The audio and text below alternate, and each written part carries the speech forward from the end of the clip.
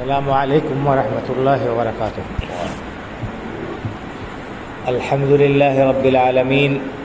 والصلاة والسلام علی اشرف الانبیاء والمرسلین نبینا محمد وعلی آلہ وصحبہ اجمعین، اما بعد۔ اعوذ باللہ من الشیطان الرجیم،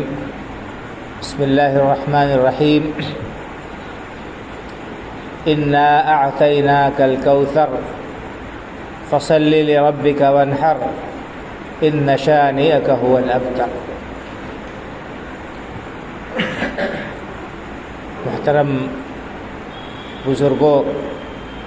دینی و ملی بھائیوں، عزیز بچوں، حاضرین و سامعین، اس وقت کئی اہم مناسبتیں اکٹھا ہو گئی ہیں جن پر گفتگو کرنے کی ضرورت ہے، لیکن وقت بہت ہی مختصر ہے، اس لیے میں ترتیب سے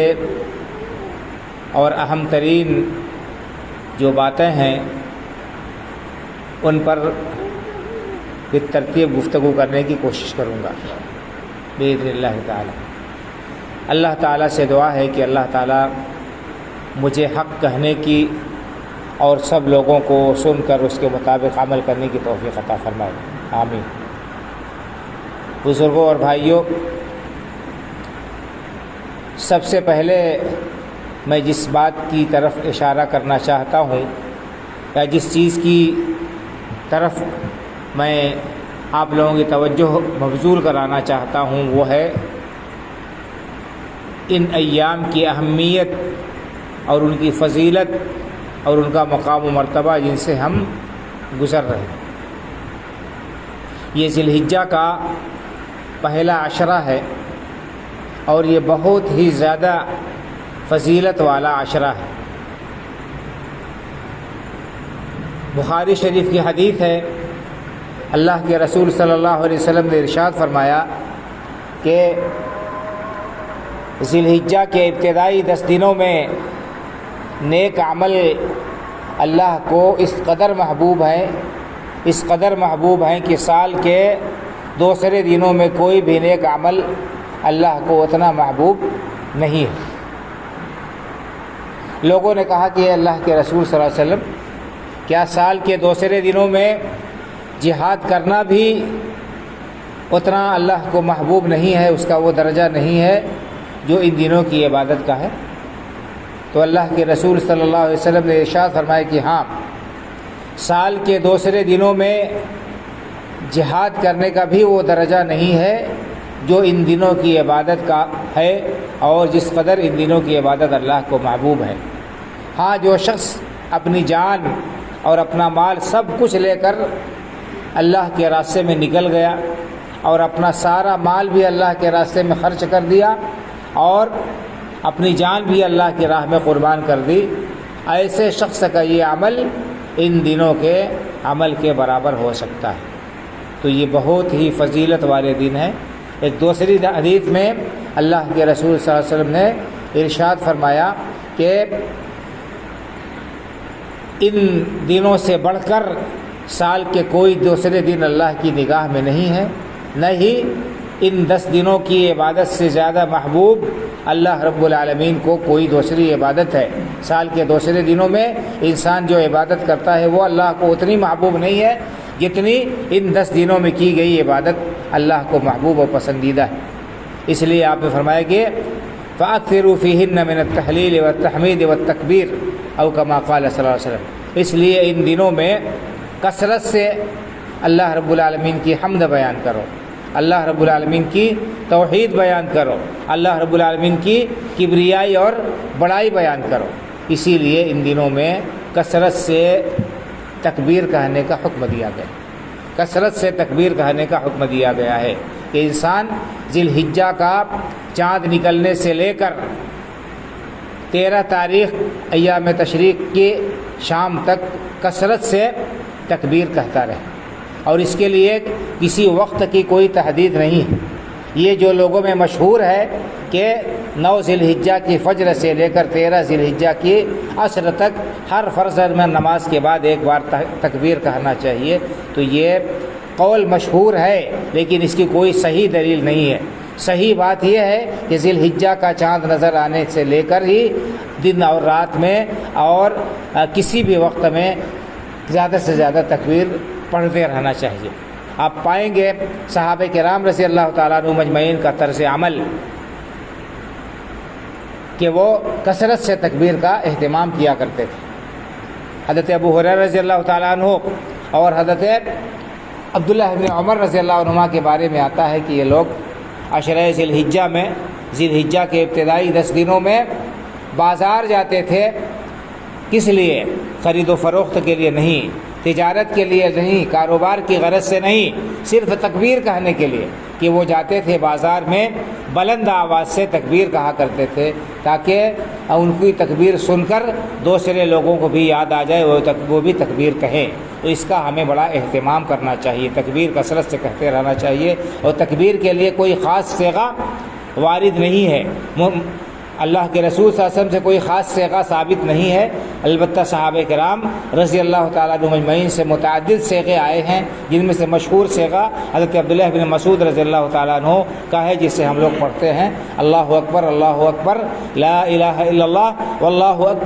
اکبر وللہ الحمد۔ اس کا کثرت سے اہتمام کرنا چاہیے، مردوں کو بھی اور عورتوں کو بھی، اور کسی خاص وقت کی کوئی تحدید اور کوئی قید نہیں ہے، بلکہ جب بھی انسان کو موقع ملے، بلکہ موقع کیا ملے یاد کر کے کثرت سے کہنا چاہیے، تکبیر پڑھتے رہنا چاہیے۔ ان دنوں کی فضیلت کے بارے میں اللہ نے فرمایا کہ اللہ کے رسول صلی اللہ علیہ وسلم نے فرمایا کہ نیک عمل اللہ رب العالمین کو بہت زیادہ محبوب ہے، تو نیک عمل کی بھی کوئی تخصیص نہیں ہے کہ کون سا عمل انسان کرے، اس لیے شارحین حدیث نے لکھا ہے کہ جو بھی عمل انسان کر سکتا ہے نیکی کا وہ کرے، نفل نماز پڑھے، روزہ رکھے، اور اسی طرح سے قرآن کریم کی تلاوت کرے، دعاؤں کا اہتمام کرے، توبہ و استغفار کرے، صدقہ و خیرات کرے، اپنے رشتہ ناتوں کو جوڑے، صلہ رحمی کرے، والدین کی خدمت کرے، بھلائی کا حکم دے، برائی سے روکے، غرضے کے جتنے بھی نیکی کے کام جو بھی اس کے بس میں ہے اس کو کرنا چاہیے، اس سے پیچھے نہیں ہٹنا چاہیے، اس میں اسے کوتاہی نہیں کرنی چاہیے۔ یہاں تک کہ شیخ الاسلام امام ابن تیمیہ رحمہ اللہ نے لکھا ہے کہ یعنی حدیث کے ان تاکیدات کی روشنی میں انہوں نے یہ کہا ہے کہ ذی الحجہ کے جو دن ہیں، راتیں نہیں، ذی الحجہ کے یہ 10 دن جو ہیں وہ رمضان کے دنوں سے زیادہ فضیلت والے ہیں، حدیث کی روشنی میں جو اس کی تائید میں حدیثیں آئی ہیں اور فضیلت میں حدیثیں آئی ہیں۔ ہاں رمضان کے آخری عشرے کی راتیں یہ افضل ہے کیونکہ ان میں لیلۃ القدر ہے، جن کے بارے میں اللہ رب العالمین نے فرمایا ہے کہ لیلۃ القدر 1000 مہینوں سے افضل ہے، لیکن دن عشرہ ذی الحجہ کے جو دن ہیں وہ زیادہ فضیلت والے ہیں، اس لیے ان میں کثرت سے جو ہے نوافل کا اور نیک کاموں کا اہتمام کرنا چاہیے۔ حافظ ابن حجر رحمۃ اللہ علیہ بڑے مشہور عالم اور محدث ہیں، بخاری شریف کی شرح انہوں نے لکھی ہے فتح الباری، انہوں نے لکھا ہے اس حدیث کی شرح میں کہ ان دنوں میں عبادت کو اللہ کے رسول صلی اللہ علیہ وسلم نے جو بیان فرمایا ہے کہ یہ اللہ کے نزدیک سب سے زیادہ محبوب ہیں، اس کا سبب کیا ہے؟ انہوں نے لکھا ہے کہ غالباً اس کا سبب یہ ہے کہ ان دنوں میں اتنی ساری عبادتیں اکٹھا ہو جاتی ہیں کہ سال کے دوسرے دنوں میں اتنی ساری عبادتیں اکٹھا نہیں ہوتی۔ سال کے دوسرے دنوں میں انسان نفلی نمازیں پڑھتا ہے، نفلی روزے رکھتا ہے، قرآن کریم کی تلاوت کرتا ہے، تسبیح و تحلیل کرتا ہے، صدقہ و خیرات کرتا ہے، بہت سارے نیکی کے کام کرتا ہے، لیکن بعض کام ایسے ہیں کہ وہ کام دوسرے دنوں میں انسان انجام ہی نہیں دے سکتا۔ مثال کے طور پر حج ہے، 8 ذی الحجہ سے حج شروع ہو جاتا ہے۔ آج وہاں پر یوم عرفہ تھا، آپ کو معلوم ہے، آج وقوف عرفہ، حاجی لوگ عرفات کے میدان میں اس وقت ہوں گے، اب وہاں سے روانگی کی تیاری کر رہے ہوں گے۔ یہ سال کا سب سے افضل اور سب سے بہترین دن یوم عرفہ ہے۔ اللہ کے رسول صلی اللہ علیہ وسلم نے جو بیان فرمایا ہے کہ خیر الدعاء دعاء یوم عرفہ، عرفہ کے دن جو دعا کی جاتی ہے وہ سب سے بہترین دعا ہوتی ہے، اور عرفہ کے دن اللہ رب العالمین بندوں کو اس قدر معاف فرماتے ہیں، اس قدر لوگوں کے گناہوں کو معاف فرماتے ہیں کہ سال کے کسی دوسرے دن میں اتنے گناہ اللہ تعالیٰ نہیں بخشتے ہیں۔ تو یوم عرفہ اسی عشرہ ذی الحجہ میں ہے۔ اسی طرح سے یوم النحر جو قربانی کی جاتی ہے وہ اسی عشرہ ذی الحجہ میں پڑتی ہے۔ سال کے دوسرے دنوں میں آپ قربانی کریں گے، 10 ذی الحجہ سے لے کر 13 ذی الحجہ تک جو ایام تشریق ہیں ان میں قربانی ثابت ہے، اور حج یہ انہی دنوں میں انجام دیا جا سکتا ہے۔ سال کے دوسرے دنوں میں آپ یہ عمل کریں گے تو آپ کو نہ حج کا ثواب ملے گا نہ قربانی کا ثواب ملے گا۔ تو یہ بتایا کہ ان دنوں میں اس قسم کی عبادتیں اور اتنی ساری عبادتیں اکٹھا ہو جاتی ہیں کہ سال کے دوسرے دنوں میں یہ عبادتیں اکٹھا نہیں پائی جاتی، اسی لیے غالباً اللہ کے رسول صلی اللہ علیہ وسلم نے ان دنوں کی عبادت کو بہت ہی افضل قرار دیا ہے۔ تو بہرحال کہنے کا مطلب یہ ہے کہ ہمیں چاہیے کہ ہم اس عشرے کی قدر کریں۔ اس عشرے کا بیشتر حصہ گزر چکا ہے اور بس 2 دن رہ گئے ہیں۔ کل 9 تاریخ ہے اور پرسوں 10 تاریخ ہو جائے گی۔ 13 تاریخ تک ہمیں تکبیر پڑھنے کا اہتمام کرنا ہے۔ اسی طرح سے اور دوسرے نیکی کے جو کام ہم کر سکتے ہیں ان کو کریں۔ 9 ذی الحجہ کو انسان کو روزہ رکھنا چاہیے۔ اللہ کے رسول صلی اللہ علیہ وسلم نے اس کی بڑی فضیلت بیان فرمائی ہے۔ صحیح مسلم شریف کی حدیث ہے، آپ نے ارشاد فرمایا کہ یوم عرفہ 9 ذی الحجہ کے روزے کے سلسلے میں مجھے امید ہے کہ اللہ رب العالمین اس ایک روزے کی فضیلت کے آپ نے بیان فرمائی کہ مجھے امید ہے کہ اللہ رب العالمین اس کے وجہ سے انسان کے روزہ رکھنے والے کے 1 سال پچھلے اور 1 سال اگلے گناہ معاف فرما دیں گے۔ اللہ اکبر، ذرا سوچیں کتنی فضیلت کا یہ دن ہے۔ ایک دن کا آپ روزہ رکھیں گے اور آپ کے پچھلے آپ کے 2 سال کے گناہ صغیرہ معاف ہو جائیں گے۔ گناہ صغیرہ چھوٹے چھوٹے جو گناہ انسان سے ہو جاتے ہیں وہ معاف ہو جائیں گے۔ جتنی بھی حدیثوں کے اندر یہ بات آئی ہے کہ فلاں کام کرنے سے انسان کے گناہ معاف ہو جاتے ہیں، اس سے مراد گناہ صغیرہ ہے، چھوٹے چھوٹے گناہ جو انسان سے ہو جاتے ہیں۔ گناہ کبیرہ اللہ رب العالمین اگر نہ معاف کرے تو معاف نہیں ہوں گے، اور توبہ اس کے لیے ضروری ہے۔ انسان توبہ کرے سچی، اور اگر کسی کا حق مارا ہے، کسی بندے کے اوپر زیادتی کی ہے، کسی کے ساتھ ناانصافی کی ہے، حق تلفی کی ہے، تو اس سے معافی تلافی کر لے، تبھی وہ غلطی معاف ہو سکتی ہے۔ المہم یہ 9 ذی الحجہ کا جو روزہ ہے اس کا بھی ہمیں اہتمام کرنا چاہیے، اور اس سلسلے میں غفلت ہمیں نہیں کرنی چاہیے۔ یہ بھائیوں اور بزرگوں آخرت کے لیے کمائی کرنے کا موقع ہے۔ یہ آخرت کے لیے کمائی کرنے کا موقع ہے۔ ہر چیز کا ایک موسم ہوتا ہے، ایک سیزن ہوتا ہے۔ سیزن میں جو ہے لوگ کمائی کے لیے پہلے سے منصوبہ بندی کرتے ہیں کہ فلاں چیز کا سیزن آنے والا ہے، ہم تیاری کر لیں تاکہ زیادہ سے زیادہ کمائی کر لیں۔ گرمی کا موسم آتا ہے تو گرمی میں استعمال ہونے والی جو چیزیں ہوتی ہیں، انسان ایک ہوشیار تاجر جو ہے وہ اس کا اسٹاک کر لیتا ہے تاکہ اس کی زیادہ سے زیادہ بکری ہو۔ گرمی میں اے سی، فریج، کولر، پنکھے، یہ وہ گرمی سے متعلق جتنی چیزیں ہیں جو لوگ کاروباری ہیں وہ اپنا اسٹاک کرتے ہیں تاکہ زیادہ سے زیادہ فائدہ اٹھا لیں۔ کپڑے ہو گئے اور دوسری چیزیں۔ برسات کے زمانے میں چھتری ہے، رین کوٹ ہے اور اس قسم کی دوسری چیزیں ہیں، انسان ان کا انتظام کرتا ہے تاکہ زیادہ سے زیادہ بکری کرے۔ یہی حال جاڑے کے موسم میں جب ہوتا ہے، جاڑا آنے لگتا ہے تو تاجر لوگ جاڑے کے استعمال کی جو چیزیں ہیں، گرم کپڑے اور دوسری چیزیں وہ اسٹاک کر لیتے ہیں تاکہ ہمارا خسارہ نہ ہو۔ اسی طرح سے شادی بیاہ کا موقع آتا ہے، تہوار کا موقع آتا ہے، ان مواقع پر کیا چیز زیادہ بکے گی، کس چیز سے انسان فائدہ اٹھائے گا، ہوشیار لوگ ان تمام چیزوں کا خیال رکھتے ہیں، پہلے سے تیاری کرتے ہیں تاکہ ہمارا سیزن ضائع نہ ہو۔ تو بھائی اور بزرگوں، نیکیوں کے کمانے کا بھی سیزن اللہ رب العالمین نے رکھا ہے، لیکن ہم غفلت میں ان کو ضائع کر دیتے ہیں، ان کو ہم کیا کرتے ہیں، ان کو ایسے ہی گنوا دیتے ہیں۔ ہمیں احساس نہیں ہوتا ہے کہ ہم ان مواسم کی قدر کریں اور اسے پورا فائدہ اٹھانے کی کوشش کریں۔ تو یہ ذی الحجہ کے ابتدائی جو 10 دن ہیں یہ اللہ رب العالمین نے رکھے ہیں تاکہ ہم ان سے زیادہ سے زیادہ فائدہ اٹھائیں اور اپنے دامن میں زیادہ سے زیادہ نیکیاں جمع کر لیں۔ رمضان میں اللہ رب العالمین نے ہمارے لیے لیلۃ القدر رکھی ہے تاکہ ہم 1 رات عبادت کریں اور 83 سال 4 مہینے عبادت کا ثواب انسان کو ملے۔ تو یہ سب مواقع اگر انسان ضائع کر دیتا ہے، ان سے فائدہ نہیں اٹھاتا ہے، تو اس سے بڑھ کر خسارے میں، اس سے بڑھ کر گھاٹے میں کوئی شخص نہیں ہو سکتا ہے۔ تو ایک بات تو یہ بتانی تھی کہ ہم اس اہم عشرے سے جو گزر رہے ہیں اور جو بابرکت دن ہیں، شب و روز ہیں، ان کی ہم بھرپور قدر کریں، ان سے پورا فائدہ اٹھانے کی کوشش کریں اور اللہ رب العالمین کو راضی کرنے کے لیے جو کچھ بھی ہمارے بس میں ہے ان کو ہم کریں، اور اب تک ہم نے غفلت میں جو اوقات گزار دیے ہیں ان پر ندامت کا اظہار کریں اور کمر بستہ ہو جائیں تیاری کرنے کے لیے کہ آئندہ ہمیں یہ موقع ملے نہ ملے، یہ دن ہمیں نصیب ہو نہ نصیب ہو، اس لیے ہم جو کچھ بھی وقت ملتا ہے اس کی پوری قدر کریں۔ ایک بات یہ ہوئی، دوسرے یہ کہ قربانی انسان اللہ رب العالمین جسے توفیق دیتا ہے وہ اللہ کی راہ میں جانور کی قربانی پیش کرتا ہے۔ اس قربانی کا مقصد کیا ہے، اس کے اندر ہمارے لیے سبق کیا ہے، اس کو بھی آپ نے سنا ہوگا، بس یاد دہانی کے لیے ہر سال یہ موسم آتا ہے، ہر سال قربانی کا یہ دن آتا ہے تاکہ ہم اپنا بھولا ہوا سبق پھر سے یاد کر لیں اور اپنے اس سبق کو یاد کر کے اس کے مطابق اپنی زندگی گزاریں اور اپنے آپ کو اللہ رب العالمین کی مرضیات پر ہم چلاتے رہے۔ اللہ رب العالمین نے قرآن کریم میں مقصد کیا بیان فرمایا ہے اس قربانی کا کہ لن ینال اللہ لحومها ولا دماؤها ولکن ینالہ التقوی منکم۔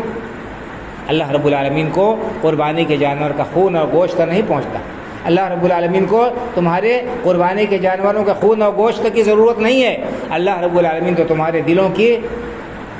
تقوی کو، تمہارے دلوں کی پرہیزگاری کو آزمانا چاہتا ہے۔ اللہ تعالیٰ یہ دیکھنا چاہتا ہے کہ تم حقیقت میں اللہ رب العالمین سے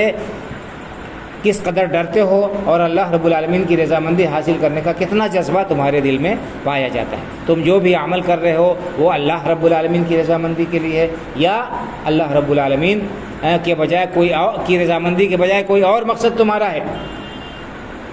اگر اللہ رب العالمین کی رضامندی مقصود ہے، اس کے لیے عمل کر رہے ہو تو خوش ہو جانا چاہیے اور اللہ رب العالمین سے عمل کی قبولیت کے لیے دعا کرنا چاہیے، اور اگر مقصد کوئی اور ہے تو بھائی اور بزرگوں ہمیں اپنی نیت کی اصلاح کرنی چاہیے، اپنی نیت کو درست کرنا چاہیے۔ اگر عمل صحیح رہا، نیت صحیح نہیں رہی تو ہمارا اچھا سے اچھا عمل بھی اللہ رب العالمین کی بارگاہ میں قبول نہیں ہو سکتا ہے۔ اللہ کے رسول صلی اللہ علیہ وسلم کی مشہور حدیث آپ نے بارہا سنی ہوگی، بخاری شریف کی پہلی حدیث کہ آپ نے کیا فرمایا، انما الاعمال بالنیات وانما لکل امرئ ما نوى، تمام کے تمام اعمال کا دار و مدار نیتوں پر ہے، اور ہر انسان کے لیے وہی کچھ ہے جس کی انسان نیت کرتا ہے۔ انسان جس چیز کی نیت کرتا ہے اس کو اس کا یہ مقصد حاصل ہوگا، اور اللہ رب العالمین نے قرآن کریم میں اس بات کو صاف صاف بیان کر دیا، جگہ جگہ، ایک دو جگہ نہیں، کہ اللہ رب العالمین تمہیں آزمانے کے لیے اس نے بھیجا۔ الذی خلق الموت والحیات لیبلوکم ایکم احسن عملا۔ اللہ رب العالمین نے زندگی اور موت کا یہ سلسلہ جو قائم کیا اور تمہیں اس دنیا میں بھیجا، کس لیے؟ آزمانے کے لیے، تمہارا امتحان لینے کے لیے کہ دیکھے کہ تم میں سے کس کا عمل بہتر ہے۔ اللہ رب العالمین یہ جانچنا چاہتا ہے، یہ پرکھنا چاہتا ہے، اور اللہ رب العالمین کو تمہاری عبادت کی کوئی ضرورت نہیں ہے، تم کو فائدہ پہنچے گا اگر عبادت کرو گے۔ اللہ رب العالمین کی شان میں ہماری عبادت سے کوئی اضافہ نہیں ہوگا، اور ساری کی ساری مخلوق اگر انتہائی گنہگار ہو جائے اور ابلیس سے بھی بڑھ کر بدترین ہو جائے تو بھی اللہ رب العالمین کی عظمت میں، اس کی شان میں کوئی کمی واقع ہونے والی نہیں ہے۔ اللہ رب العالمین نے قرآن کریم میں ارشاد فرمایا، وما خلقت الجن والانس الا ليعبدون ما اريد منهم من رزق وما اريد ان يطعمون ان الله هو الرزاق ذو القوة المتين، کہ میں نے جن و انس کو محض اسی لیے پیدا کیا تاکہ وہ میری ہی عبادت کرے، میری توحید کو قائم کرے، اللہ رب العالمین کے سامنے سر تسلیم خم کر دے۔ اسی توحید کو قائم کرنے کے لیے بھائی اور بزرگوں اللہ رب العالمین نے تمام انبیاء کرام علیہ الصلوۃ والتسلیم کا سلسلہ جاری کیا۔ اسی توحید کو قائم کرنے کے لیے اللہ رب العالمین نے تمام انبیاء کرام علیہ السلام کو بھیجا، اپنی کتابیں نازل فرمائی، اور اسی توحید کے لیے انبیاء کرام علیہ السلام نے اپنی قوموں سے دشمنی مول لی اور اپنی جان کی بازی لگا دی، اپنا سب کچھ قربان کر دیا، مگر اللہ رب العالمین کی توحید پر آنچ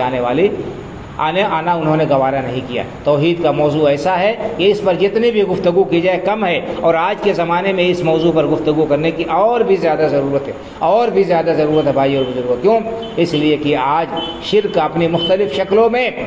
معاشرے کے اندر بری طرح پھیلا ہوا ہے، اس کی جڑیں انتہائی پیوست ہو چکی ہیں۔ الحاد، بے دینی، دہریت اور اسی طرح سے ارتداد کی جڑیں دن بدن مضبوط ہوتی جا رہی ہیں۔ ان سب کا سبب یہ ہے کہ ہم توحید کو نہیں جانتے ہیں، توحید کی اہمیت کو ہم نے نہیں سمجھا، شرک کی خطرناکی کو ہم نے محسوس نہیں کیا۔ بھائی اور بزرگوں، آپ کہیں گے کہ کیوں توحید توحید کہہ رہے ہیں، مسلمان ہیں سارے لوگ، مسلمانوں کو کیا ضرورت ہے توحید بیان کرنے کی؟ بھائی اور بزرگوں، قرآن کریم میں اللہ رب العالمین نے اہل ایمان ہی کو خطاب کیا ہے، اہل ایمان ہی کو خطاب کر کے انہیں حکم دیا ہے اللہ رب العالمین کی عبادت کا، اللہ کے توحید کو اپنانے اور اختیار کرنے کا، اور اسی طرح سے شرک کے مخالفت کرنے کا اللہ نے قرآن میں حکم دیا ہے۔ ایک دو جگہ نہیں، اگر آیتیں بیان کی جائیں تو بہت لمبی گفتگو ہو جائے گی، میں صرف اشارے کر رہا ہوں۔ ابھی ایک اہم موضوع باقی ہے لیکن وقت نہیں ہے کہ اس پر میں اس کی طرف جاؤں، ابراہیم علیہ السلام کی سیرت کا بیان، لیکن یہ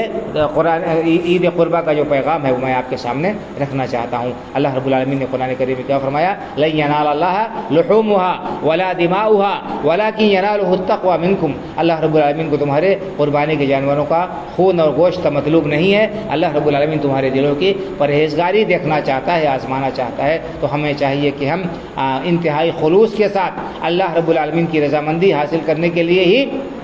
جو بھی کام کرے، چھوٹا یا بڑا کریں، اور اگر کوئی دوسرا مقصد رہا تو ہماری ساری عبادتیں رائگاں چلی جائیں گی، بیکار چلی جائیں گی، اور اللہ رب العالمین کے ہاں بجائے اجر و ثواب ملنے کے الٹا عذاب ہوگا، انسان کو الٹا عذاب ہوگا۔ ایک حدیث آپ کو اصلاح نیت کے سلسلے میں بیان کر کے اپنی گفتگو ختم کروں گا، چونکہ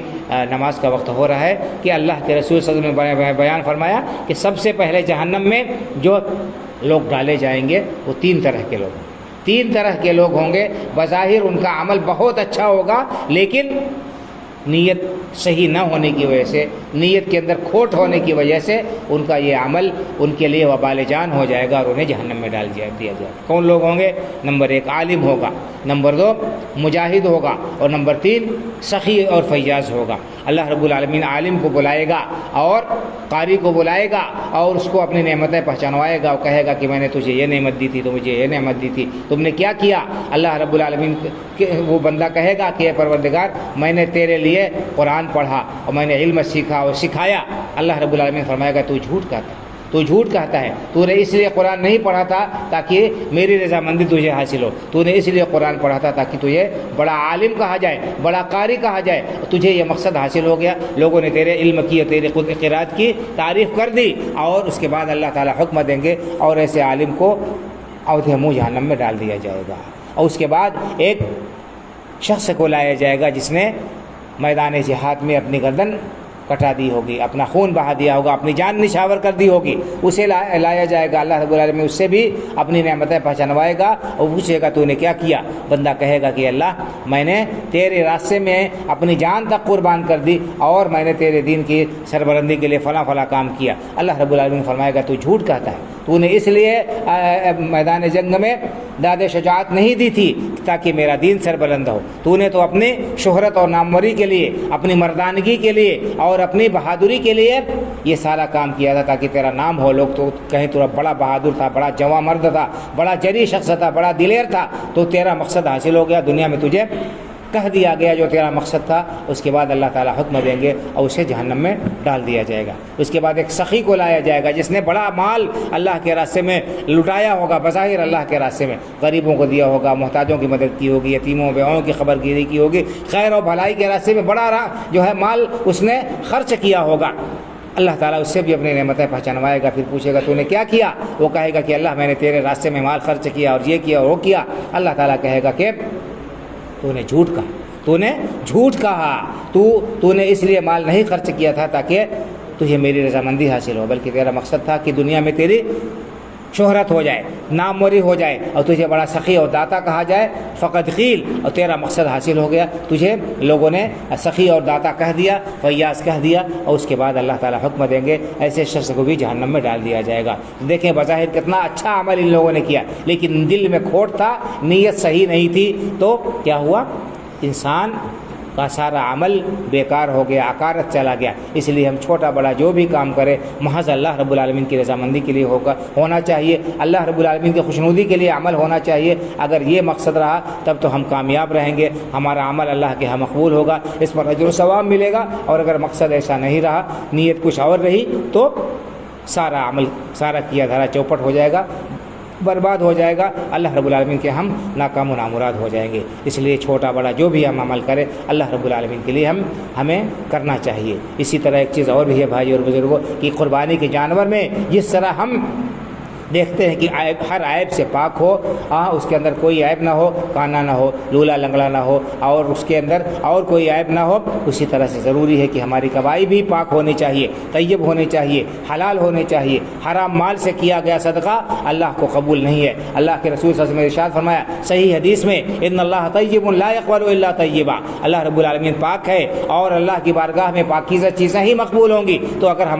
ہماری کمائی پاک ہے، ہماری کمائی حلال و طیب ہے، جائز ہے، تبھی ہماری قربانیاں اور ہمارے صدقہ و خیرات اللہ کی بارگاہ میں قبول ہوں گے۔ اور اگر معاملہ اس کے برعکس ہے تو ہماری قربانیاں بھی ہمارے منہ پر مار دی جائیں گی، ہمارے اور دوسرے اخراجات جو ہم نے کیے ہیں وہ بھی اللہ کے یہاں مقبول نہیں ہوں گے۔ اس لیے نیت بھی صحیح ہونی چاہیے، کمائی بھی درست ہونا چاہیے، اخلاص ہونا چاہیے، اور غریبوں و ضرورت مندوں کی مدد بھی ہونی چاہیے۔ اللہ رب العالمین سے دعا ہے کہ اللہ تعالی ہمیں